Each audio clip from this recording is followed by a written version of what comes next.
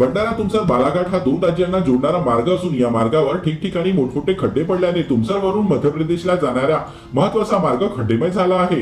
दररोज अवजड वाहतूक याच मार्गाने होत असताना मार्गावर मोठमोठे खड्डे पडले आहेत। मात्र या खड्ड्याकडे बांधकाम विभाग अक्षरशः दुर्लक्ष करत आहे। याच मार्गावर अनेकदा अपघात देखील झाले असून नागरिकांना देखील याच मार्गाचा वापर करावा लागतो। शाळकरी मुले शाळेत जात असताना त्यांच्या अंगावर अनेकदा चिखल उडून त्यांचे गणवेश चिखलाने माखले जातात। स्थानिक नागरिकांनी अनेकदा बांधकाम विभागाला निवेदन देऊन सुद्धा याकडे दुर्लक्ष होत आहे। त्यामुळे पुन्हा एखाद्याचा जीव गेल्यानंतर प्रशासनाला जाग येणार काय असा सवाल देखील उपस्थित केला जात आहे।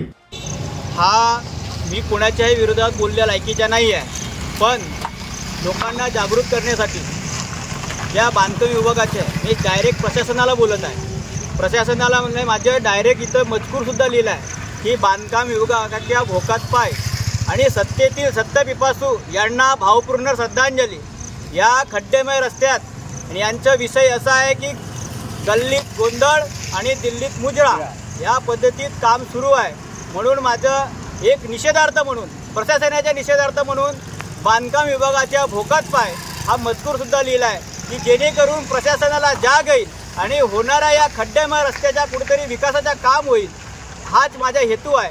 माझा हेतू कुठल्याही कोणत्याही राजकीय नेत्यांना उद्देशून नाही आहे। माझा एकच विषय आहे की माझ्या सर्वसामान्य नागरिकांना इथून जे अडचण होत आहे, जे अपघात होत आहेत, ते अपघातग्रस्त लोकांना कुठेतरी चांगली सुखसुविधा मिळावी हाच माझा हेतू आहे। तर नागरिकांनी भंडारा तुमसर बालाघाट राष्ट्रीय खड्डेमय महामार्गावर नागरिकांच्या अपघातास कारणीभूत ठरणाऱ्या सार्वजनिक बांधकाम विभागाला भावपूर्ण श्रद्धांजली। सार्वजनिक बांधकाम विभागाचे खड्डे, भ्रष्टाचाराचे अड्डे, गल्लीत गोंधळ, दिल्लीत मुजरा असा बॅनर खड्ड्यात लावून खड्ड्यात बसून सार्वजनिक बांधकाम विभागाचा निषेध करण्यासाठी अनोखं आंदोलन केलं आहे।